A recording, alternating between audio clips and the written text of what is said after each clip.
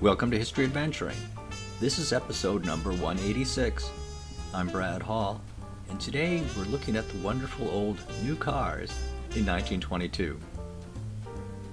Time travel with me and let's look at a wonderful car show of 1922 cars.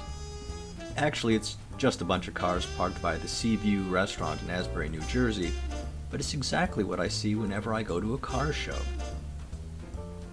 I've always loved going to car shows, and I've been to a lot of them, including the Barrett-Jackson here in Arizona.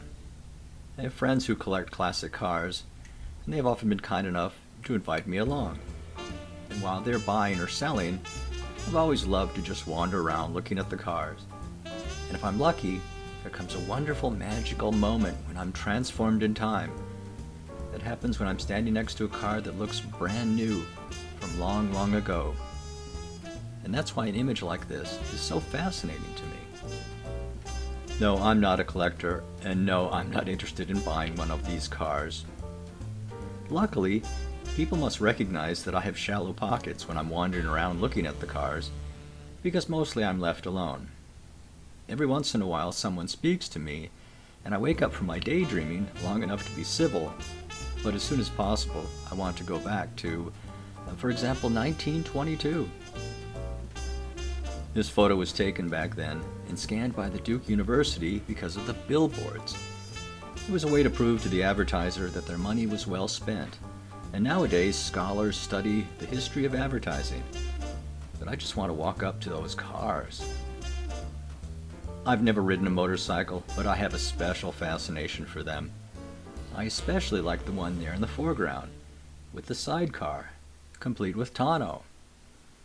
The one back there where the two guys are talking looks pretty cool too. I think I could walk around looking at these cars for hours. When I go to car shows, I stay away from customized and modified stuff. I look for original equipment, especially rims. Modern modifications just seem to spoil the whole effect for me. But that being said, I like seeing period mods, because people have always liked to modify their cars. One thing that you never, ever do at a car show is touch the cars. Never. I like to walk around with my hands behind my back, and if I get close to a car, especially one from the 1920s, I love to be able to smell it a little bit. If it's been redone with modern plastic upholstery, it's just not the same. And it's always nice if the owner is there and starts up the car. Yes, they're very loud. Engines like lawnmowers and no pollution controls.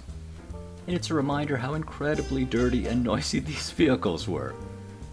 And yes, there's no place to plug in your iPhone, no seat belts, no air conditioning, and many of these cars didn't even have heaters. But in 1922 they were much, much better than a horse and wagon.